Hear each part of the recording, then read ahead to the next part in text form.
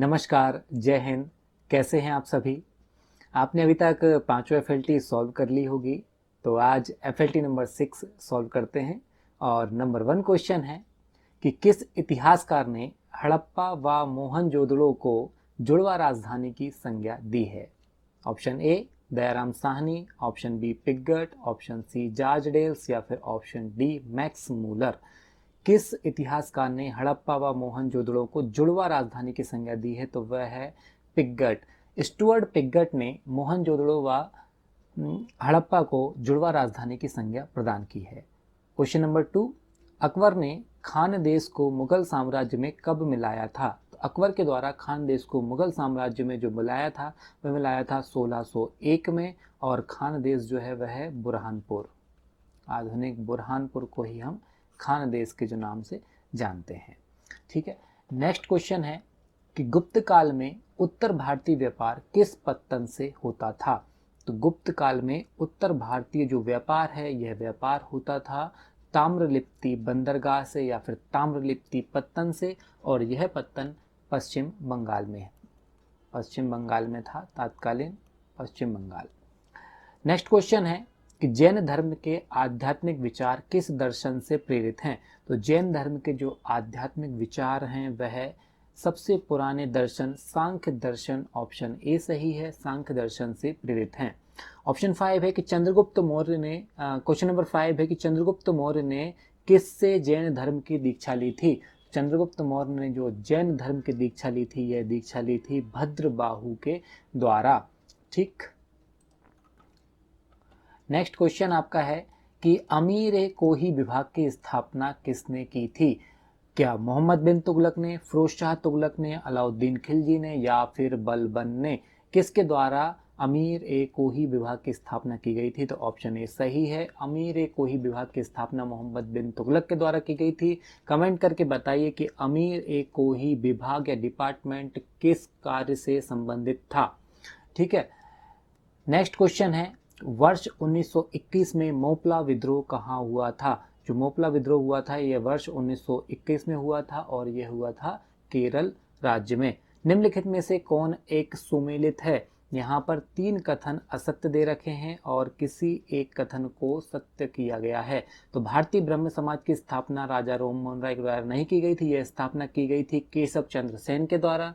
तत्वबोधिनी सभा जो है इसकी स्थापना देवेंद्र नाथ टैगोर के द्वारा की गई थी, और सत्य शोधक जो समाज है इसकी स्थापना की गई थी ज्योतिराव गोविंद राव फुले के द्वारा, और the servant of India society की स्थापना गोपाल कृष्ण गोखले के द्वारा की गई थी। तो इसका आंसर हो जाएगा ऑप्शन डी। नेक्स्ट है कि लंदन में इंडिया हाउस के संस्थापक कौन थे? श्यामजी कृष्ण वर्मा, रासबिहारी बोस, रामचंद्र या फिर तारकनाथ दास? ऑप्शन ए सही है, श्यामजी कृष्ण वर्मा इंडिया हाउस के संस्थापक रहे हैं, और इन्होंने लंदन में इंडिया हाउस की जो स्थापना की थी वह स्थापना की थी वर्ष 1905 में।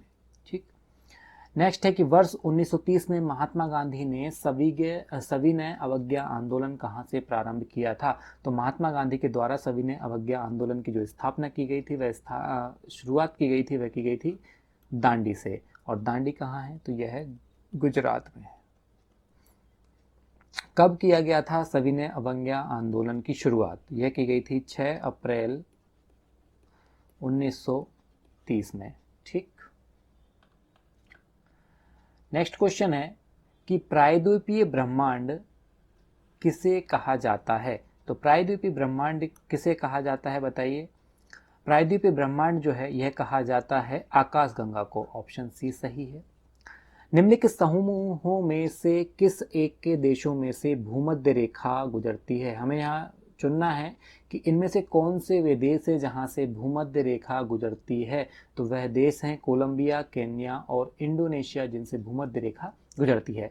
नेक्स्ट क्वेश्चन है कि निम्नलिखित में से कौन सक्रिय ज्वालामुखी है? यहाँ पे हमें सक्रिय ज्वालामुखी पहचानना है कि इनमें से कौन सा युग्म सक्रिय ज्वालामुखी है। एकांकागुआ यह सुप्त ज्वालामुखी है, कोटोपैक्सी भी सुप्त ज्वालामुखी है, एटना जो कि इटली में है यह जागृत ज्वालामुखी है, और फ्यूजियामा यह भी सक्रिय ज्वालामुखी है। तो ऑप्शन नंबर जो है बी सही है, 3 और 4, क्योंकि फ्यूजियामा जापान में है और एटना जो है वह इटली में है। नेक्स्ट क्वेश्चन है कि सार्गेसो समुद्र की विशिष्टता है, यानी कि सार्गेसो समुद्र जो है यह किस रूप में विशिष्ट है? क्या अति ठंडे पानी की वजह से, या फिर अति गर्म पानी की वजह से, या फिर अत्यधिक लवणीय पानी, या फिर विशिष्ट समुद्री वनस्पति? तो देखिए सार्गेसो सागर जो है वह सार्गेसम नाम की एक वनस्पति के लिए प्रसिद्ध है, जो कि शैवाल है। क्या है वह वनस्पति? शैवाल है, जिसके कारण हमें ऐसे समुद्र को सार्गेसो सागर भी कहते हैं। नेक्स्ट क्वेश्चन है कि उच्च अक्षांश में चीड़ के वन की राख जैसी धूसर मृदा को किस नाम से जाना जाता है या फिर जानते हैं?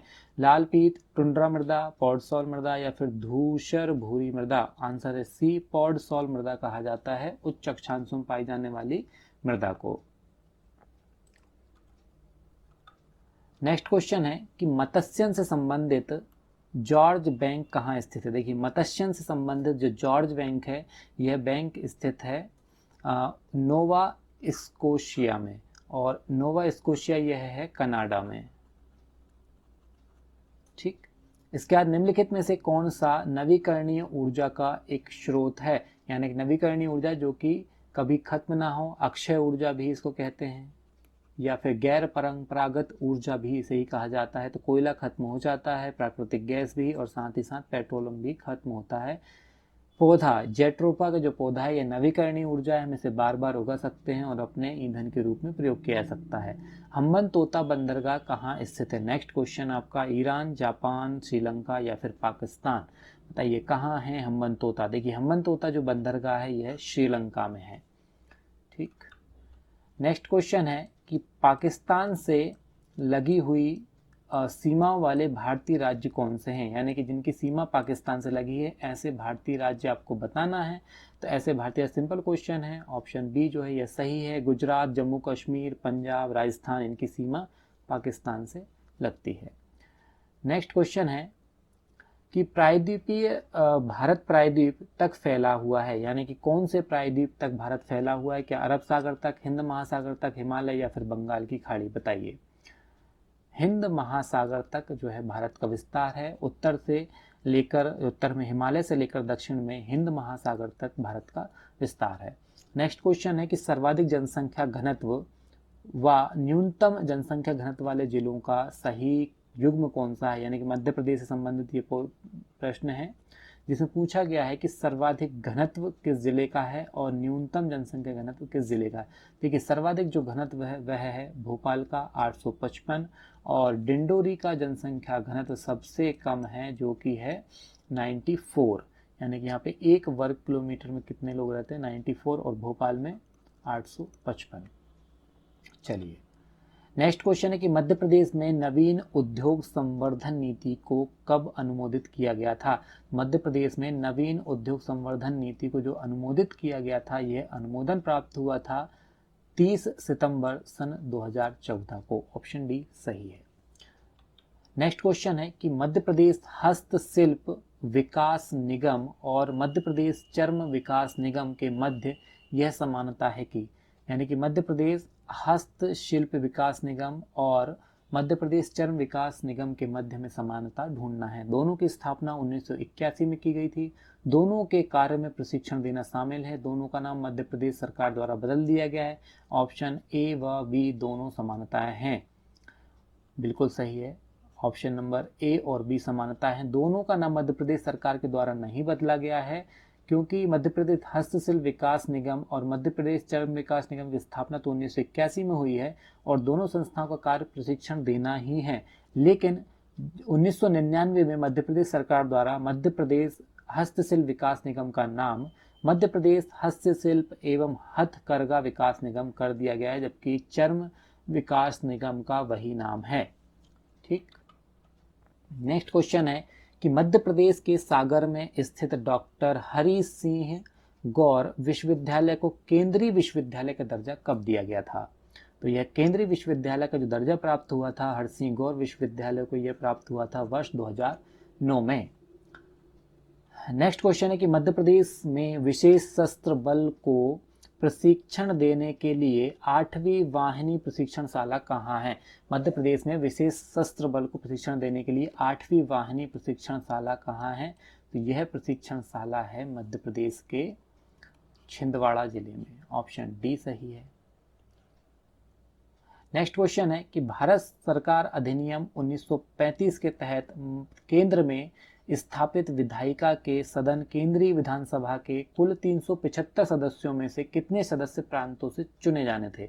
यानी कि 1935 भारत सरकार अधिनियम के तहत जो केंद्र में स्थापित विधायिका होती थी उसमें कुल 375 सदस्य होते थे। इनमें से कितने सदस्य प्रांतों के द्वारा चुने जाने थे या फिर चुने जाते थे, वह बताइए। ऑप्शन बी जो है यह सही है, 250 सदस्यों को प्रांतों से चुना जाता था। नेक्स्ट क्वेश्चन है, वर्ष 2020 में दमन एवं दीव को किस केंद्र शासित प्रदेश के अंतर्गत मिला दिया गया है। यानी कि 2020 में एक संशोधन किया गया और इस संशोधन के तहत केंद्र शासित प्रदेश के अंतर्गत दमन एवं दीव को मिला दिया गया है। तो वह कौन है, वह ऑप्शन नंबर ए सही है, दादरा एवं नगर हवेली को मिला करके एक केंद्र शासित प्रदेश का गठन किया गया है। दादरा एवं नगर हवेली और दमन और दीव पश्चिम भारत में स्थित एक केंद्र शासित प्रदेश की स्थापना भी की गई है और यह स्थापना जो की गई थी कि 26 जनवरी 2020 को की गई। ठीक, नेक्स्ट क्वेश्चन है कि भारतीय संविधान का अनुच्छेद 17 किस प्रावधान से संबंधित है।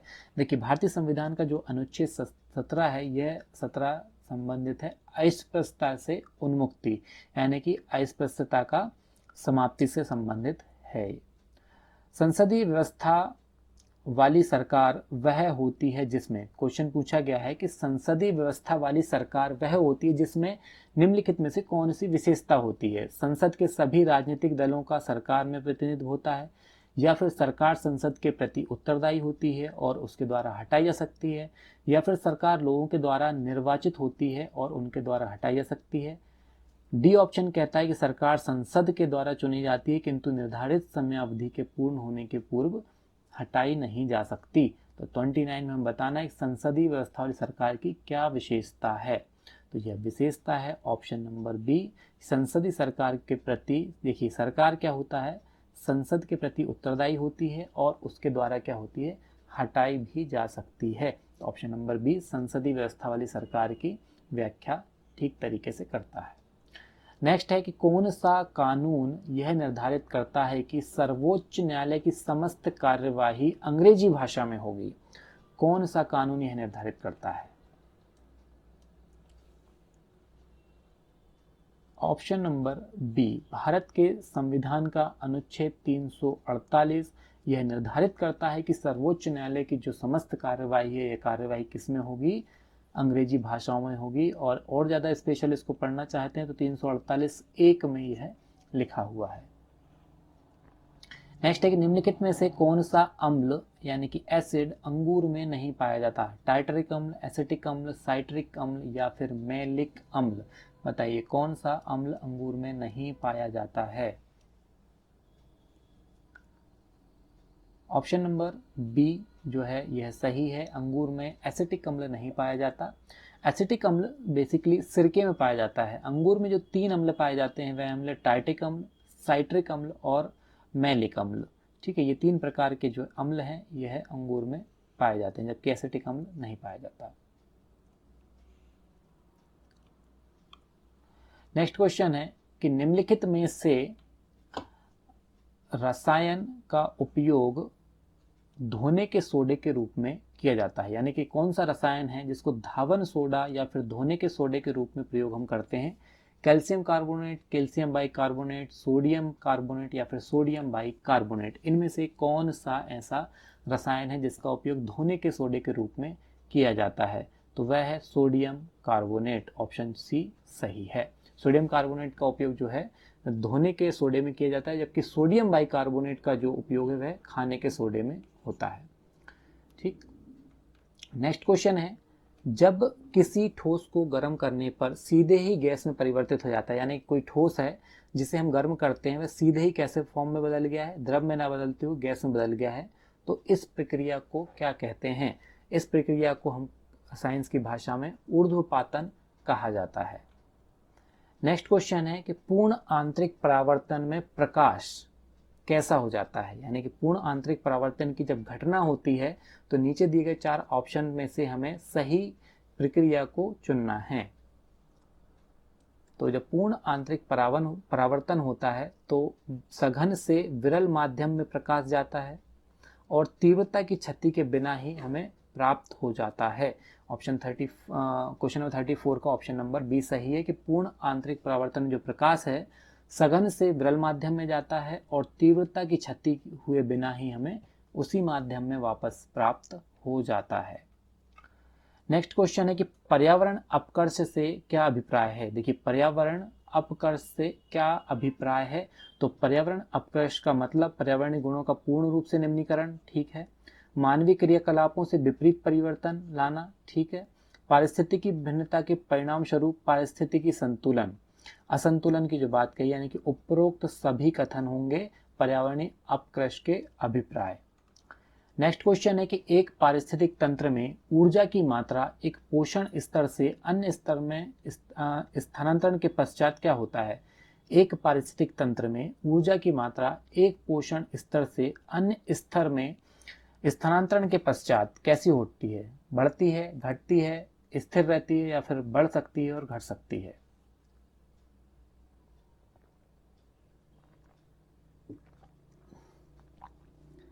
देखिए, एक पारिस्थितिक तंत्र में जब भी ऊर्जा की मात्रा एक पोषण स्तर से अन्य पोषण स्तर में जाती है तो ऊर्जा की जो मात्रा है वह हमेशा घटती है। केवल 10% ही ऊर्जा एक पोषण स्तर से दूसरे पोषण स्तर में स्थानांतरित हो सकती है।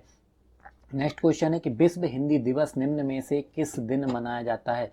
बताइए, विश्व हिंदी दिवस निम्न में से किस दिन मनाया जाता है। तो विश्व सभी को पता होना चाहिए, तो पता ही होगा और कि 10 जनवरी को विश्व हिंदी दिवस मनाया जाता है। नेक्स्ट क्वेश्चन है कि खेलो इंडिया 2023 की मेजबानी निम्न में से किस राज्य को सौंपी गई है। खेलो इंडिया 2023 की मेजबानी निम्न में से किस राज्य को सौंपी गई है, तो यह सौंपी गई है मध्य प्रदेश को। ऑप्शन बी सही है। नेक्स्ट क्वेश्चन है कि केंद्र सरकार ने जनगणना 2021 को निम्न में से कब से कब तक के लिए स्थगित यानी कि रोक दिया गया है। कब तक रोकने का फैसला लिया गया है केंद्र सरकार के द्वारा जनगणना 2021 को। तो यह केंद्र सरकार के द्वारा सितंबर 2022 तक जनगणना की जो प्रक्रिया है इसको रोकने का निर्णय लिया गया है। नेक्स्ट क्वेश्चन है, किस राज्य सरकार ने हाल ही में मंगलुरु में राज्य का पहला LNG टर्मिनल स्थापित करने हेतु सिंगापुर स्थित LNG एलायंस कंपनी के साथ एक समझौता ज्ञापन पर हस्ताक्षर किए हैं। किस राज्य सरकार ने किए हैं, तो यह किए हैं कर्नाटक राज्य सरकार के द्वारा। नेक्स्ट क्वेश्चन है कि भारत के प्रथम औद्योगिक रोबोट का नाम क्या है। बताइए, भारत के प्रथम जो औद्योगिक रूप से रोबोट का प्रयोग किया जा रहा है उस रोबोट का नाम है Bravo. Option number B. Computer में आने वाला एक दोष जो कंप्यूटर को पुनः स्टार्ट करने पर दूर हो जाता है उसे क्या कहते हैं। यानी कंप्यूटर चलते चलते अगर कोई उसमें खराबी आती है, सही प्रकार से वह कार्य नहीं कर रहा है, तो उसे क्या कहते हैं जो कि कंप्यूटर को रीस्टार्ट करने पर ठीक हो जाती है। Cold boot, cold clock, cold fault या फिर कोल्ड कोड, यह कहलाता है ऑप्शन नंबर सी। उसे हम कहते हैं कोल्ड फॉल्ट। क्या कहते हैं, कोल्ड फॉल्ट हो जाता है, जो कि कंप्यूटर को रिस्टार्ट करते हैं तो ठीक हो जाता है। नेक्स्ट क्वेश्चन है कि वित्त आयोग का एक चेयरमैन होता है, यानी कि वित्त आयोग में कितने सदस्य, एक चेयरमैन होता है और कितने सदस्य होते हैं, तो ये बताना है हमें। इसमें ऑप्शन नंबर बी 4 अन्य सदस्य होते हैं, 1+5 की इसकी संरचना होती है।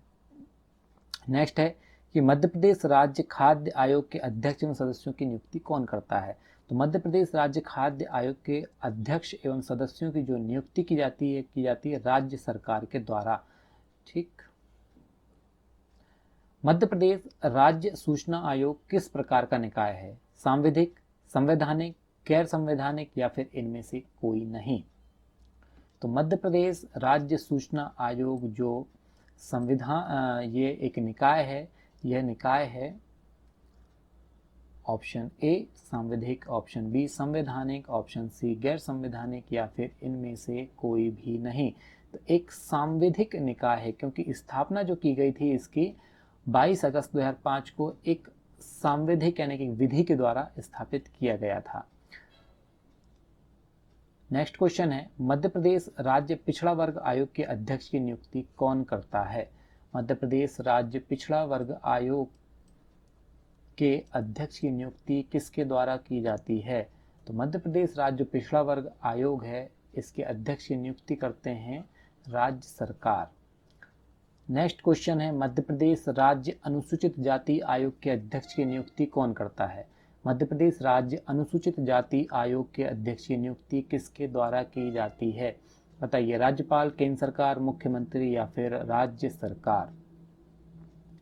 तो मध्य प्रदेश राज्य अनुसूचित जाति आयोग के अध्यक्ष की नियुक्ति की जाती है राज्य सरकार के द्वारा। ठीक। नेक्स्ट क्वेश्चन है कि मध्य प्रदेश राज्य बाल अधिकार संरक्षण आयोग में अध्यक्ष एवं सदस्यों की संख्या क्या है? राज्य बाल अधिकार संरक्षण आयोग में अध्यक्ष एवं सदस्यों की जो संख्या निर्धारित की गई है वह संख्या निर्धारित की गई है 1+6 सदस्य, यानी कि टोटल जो है वो 7 सदस्य होंगे मध्य प्रदेश राज्य बाल अधिकार संरक्षण आयोग में। और इसकी स्थापना की गई थी 22 दिसंबर सन 2007 में। बाल अधिकार संरक्षण अधिनियम 2005 की धारा 17 के तहत 2007 में क्या बनाया गया था? राज्य बाल अधिकार संरक्षण आयोग। नेक्स्ट क्वेश्चन है कि राष्ट्रीय बाल अधिकार संरक्षण आयोग के अध्यक्ष एवं सदस्यों जो है अपना त्यागपत्र किसे देते हैं? राष्ट्रीय बाल अधिकार संरक्षण आयोग के अध्यक्ष एवं सदस्य किसे अपना त्यागपत्र प्रस्तुत करते हैं? तो ये त्यागपत्र अपना प्रस्तुत करते हैं केंद्र सरकार को। नेक्स्ट क्वेश्चन है कि राष्ट्रीय महिला आयोग का मुख्यालय कहाँ है? बताइए, राष्ट्रीय महिला आयोग का जो मुख्यालय है यह मुख्यालय कहाँ है? मुंबई, दिल्ली, चेन्नई या फिर कोलकाता? जो यह मुख्यालय है दिल्ली में। नेक्स्ट क्वेश्चन है कि मध्य पाषाण कालीन आदमगढ़ शैलाश्रय के खोजकर्ता कौन है? बीबी मिश्रा, बीबी लाल, आरबी जोशी या फिर एच.डी. साकलिया? आरबी जोशी के द्वारा आदमगढ़ शैलाश्रय की खोज की गई थी। नेक्स्ट क्वेश्चन है जिसमें 2 सूची दे रखी है। सूची नंबर ए में हमें अभिलेख दे रखे हैं और ये कहाँ से प्राप्त हुए मध्य प्रदेश में वह हमें बताना है। जो मंदसौर अभिलेख है इसकी प्राप्ति कहाँ से हुई है? बताइए।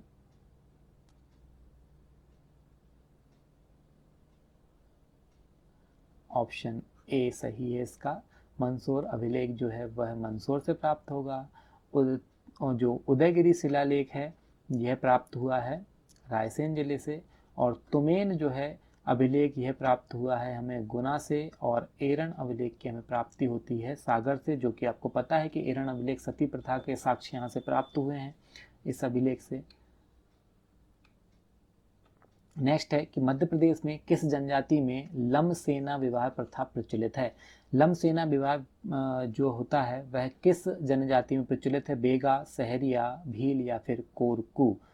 यह जो प्रचलित है लमसेना विवाह, ये सर्वाधिक जो प्रचलित कहा गया है यह बेगा जनजाति में सर्वाधिक प्रचलित है लमसेना विवाह। नेक्स्ट क्वेश्चन में आपको 2 सूची दी गई है। इन 2 सूचियों में हमें जो जनजाति है इनके पाए जाने वाले स्थान के बारे में सुमेलन करना है। तो छिंदवाड़ा में जो पाई जाती है वह पाई जाती है भारिया जनजाति, जो कि तामिया तहसील में है। मंडला में पाई जाती है हमारी गोंड जनजाति। और झाबुआ में भील सर्वाधिक मिलते हैं। और शिवपुरी में सहरिया जनजाति निवास करती हैं।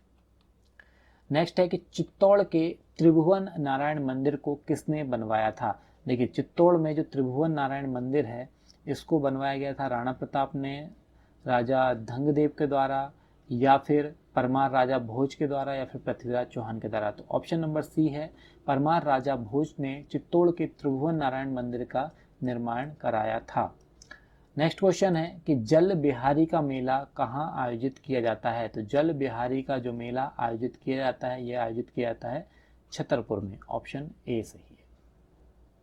नेक्स्ट क्वेश्चन है कि हिंडोला महल और जाज महल कहाँ हैं? तो हिंडोला महल और जाज महल आपको पता होना चाहिए, यह मांडू में है। नेक्स्ट क्वेश्चन है कि निम्नलिखित जो दिए गए कथन है जिसमें प्रसिद्ध किले में बादल महल का निर्माण किया गया है, यानी कि जो किले हैं इनमें से हमें पहचानना है कि बादल महल का निर्माण कौन से किले में किया गया है। राहतगढ़ का किला, सनोड़ा का किला, रहेली का किला या फिर कर्रापुर का किला? इनमें से कौन से किले में बादल महल का निर्माण किया गया है? तो ऑप्शन नंबर ए जो है वह सही है। राहतगढ़ के किले में बादल महल का निर्माण किया गया है और राहतगढ़ का जो किला है यह किला कहाँ है? यह किला है सागर में। ओके, चलिए नेक्स्ट एक, निम्न में से किस कवि ने गंगा लहरी, प्रबोध पचासा, राम रसायन, देखिए राम है ये, राम रसायन जैसे ग्रंथों की रचना की है? सुभद्रा कुमारी चौहान, बाणभट्ट, पद्माकर या फिर भूषण? ऑप्शन नंबर सी सही है। पद्माकर के द्वारा गंगा लहरी, प्रबोध पचासा, राम रसायन ये सारी रचनाएं जो हैं ये पद्माकर की है। नेक्स्ट क्वेश्चन है कि जबलपुर से नमक सत्याग्रह की शुरुआत कब की गई थी? जबलपुर से जो नमक सत्याग्रह की शुरुआत की गई थी, यह शुरुआत हुई थी 6 अप्रैल सन 1930 को ही।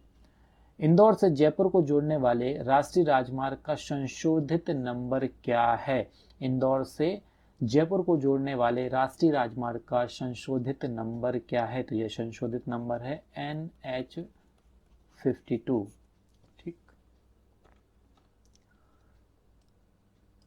नेक्स्ट क्वेश्चन है कि मानव सभ्यता के लिए विकास की कहानी दर्शाने वाला देश का सबसे बड़ा संग्रहालय इंदिरा गांधी मानव संग्रहालय कहाँ है?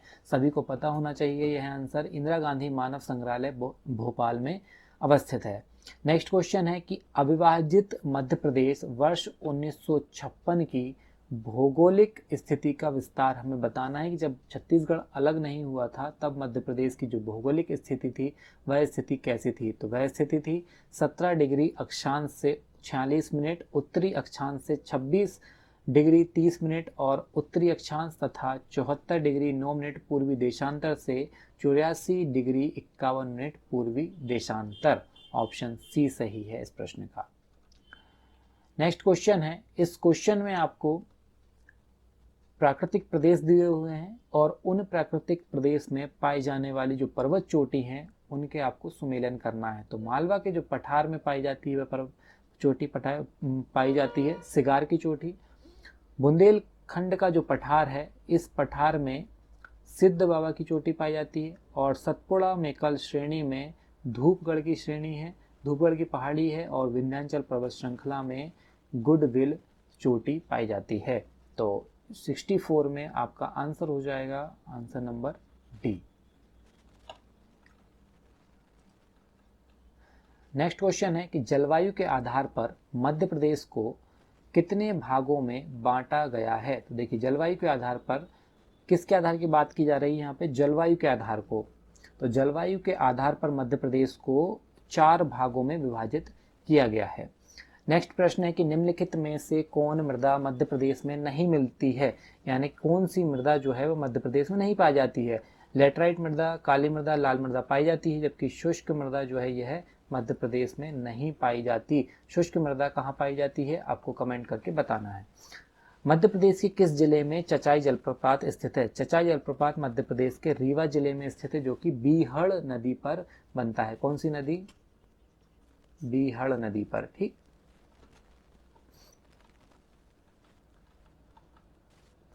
इसके बाद नेक्स्ट क्वेश्चन में आपको खनिज और उत्पादन में कौन सा जिला अग्रणी रहा है यह आपको बताना है। तो हीरा उत्पादन में सभी को पता होगा कि पन्ना जो है वह प्रथम स्थान पर है, जबकि स्लेट उत्पादन में मंदसौर प्रथम स्थान पर है और रॉक फास्फेट में सागर प्रथम स्थान में है, जबकि यूरेनियम जो है शहडोल से प्राप्त हुआ है। ओके, तो इसमें से जो आंसर होगा यह आंसर होगा आपका ऑप्शन नंबर सी।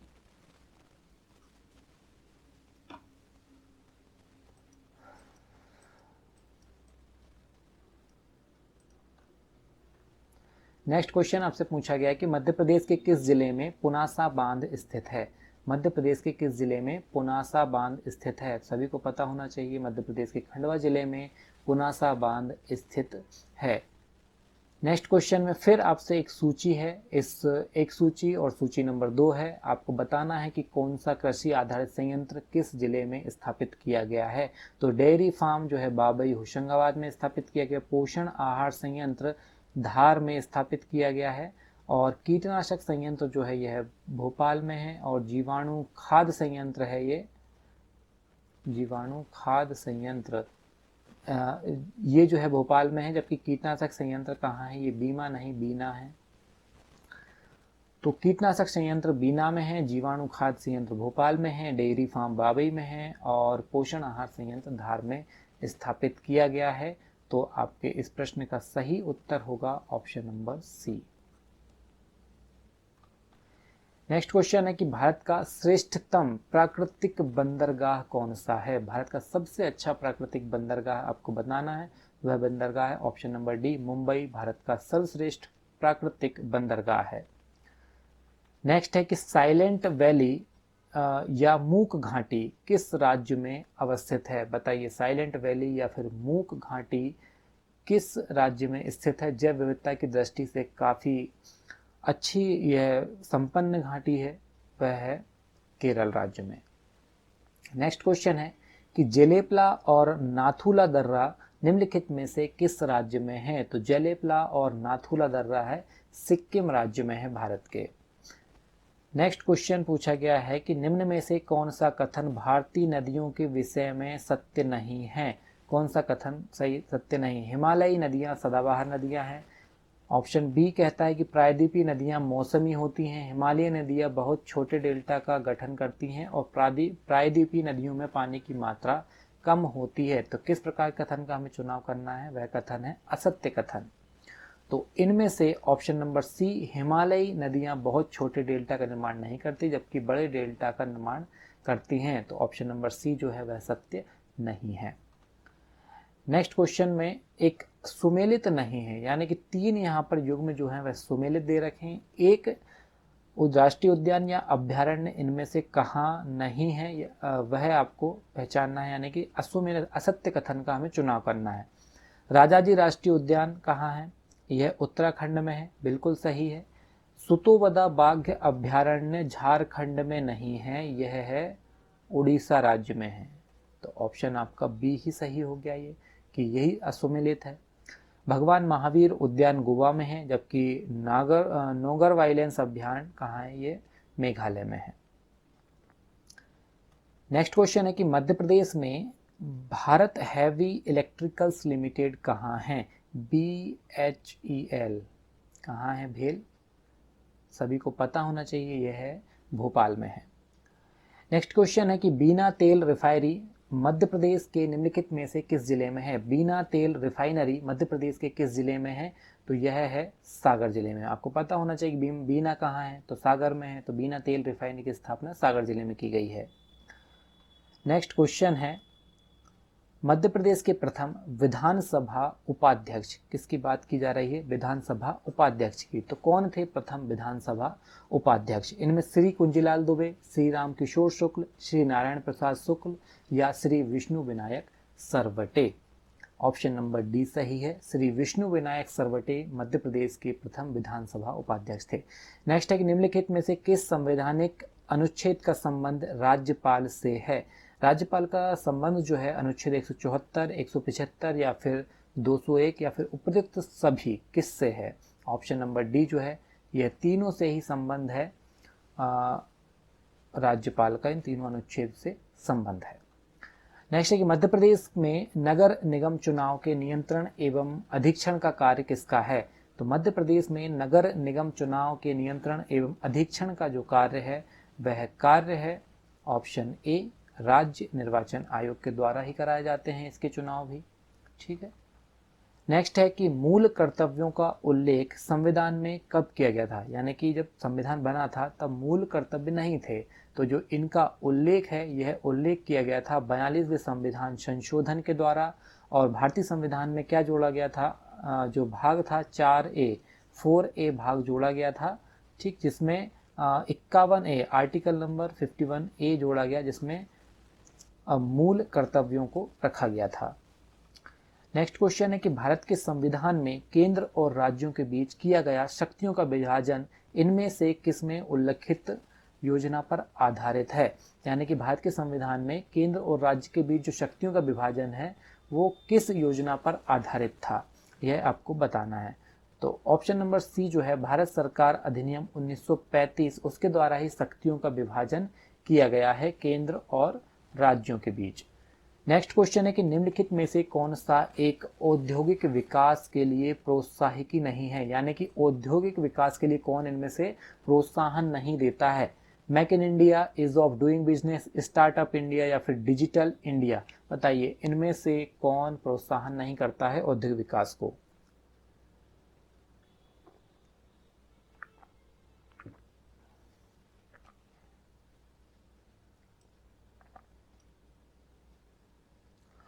जो ऑप्शन नंबर डी है डिजिटल इंडिया, इसका काम औद्योगिक विकास को बढ़ावा ना दे करके डिजिटल इंडिया कार्यक्रम को बढ़ावा देना है, यानी कि डिजिटल रूप से विकसित करना है इंडिया को। नेक्स्ट है निम्नलिखित समितियों में से किसने मात्र पोषक तत्वों की आवश्यकता के आधार पर गरीबी रेखा का निर्धारण किया था। निम्नलिखित किसने केवल किसके आधार पर, पोषक तत्वों के आधार पर गरीबी रेखा का निर्धारण किया था। अलग समिति, लकड़वाला समिति, तेंदुलकर समिति या फिर रंगराजन समिति। इनमें से किस समिति के द्वारा केवल और केवल पोषक तत्वों की आवश्यकता के आधार पर गरीबी रेखा का निर्धारण किया गया था। तो ये निर्धारण किया गया था अलग समिति के द्वारा, और अलग समिति का जो गठन है यह किया गया था 1977 में, 1977 में। नेक्स्ट है कि निम्नलिखित में से कौन भारतीय रिजर्व बैंक के नियंत्रण में नहीं है, यानी कि आरबीआई के नियंत्रण में कौन नहीं है इनमें से। एक्सिम बैंक, आईडीबीआई, नाबार्ड या फिर सेंट्रल बैंक ऑफ इंडिया। इनमें से जो आंसर है सी है कि नाबार्ड जो है आरबीआई के नियंत्रण नहीं है, यह एक स्वायत्त संस्था है। नेक्स्ट है कि मानव शरीर में किस तत्व का प्रतिशत सबसे अधिक होता है। तो मानव शरीर में जो प्रतिशत होता है वह प्रतिशत होता है ऑक्सीजन का सबसे अधिक प्रतिशत। नेक्स्ट क्वेश्चन है कि कौन सा प्रदूषण नॉक नी सिंड्रोम, किस प्रकार के सिंड्रोम की यहाँ बात कर रहे हैं, नॉक नी सिंड्रोम के लिए उत्तरदायी है। फ्लोराइड, मर्क्यूरी या फिर उसी को पारा कहते हैं, या फिर आर्सेनिक या फिर कैडमियम। बताइए इनमें से कौन सा प्रदूषण नॉक नी सिंड्रोम के लिए उत्तरदायी है। यह उत्तरदायी है फ्लोराइड, ऑप्शन ए सही है। नेक्स्ट है कि निम्न में से कौन सा युग्म सही सुमेलित नहीं है, हमें गलत युग्म को पहचानना है। विटामिन ए की खोज किसने की थी, बिल्कुल सही, विटामिन ए की खोज जो है वह मैककूलन ने की थी। विटामिन बी की खोज भी मैककूलन ने की, जबकि विटामिन सी जेम्स लिंड ने की। लेकिन विटामिन डी की खोज जो है यह नहीं की थी पॉल मूलर ने, और यह की थी हॉपकिंस ने। किसने की थी, हॉपकिंस ने खोज की थी विटामिन डी की। नेक्स्ट है कि मानव में गुर्दे निम्नलिखित में से किस प्रणाली के अंग हैं।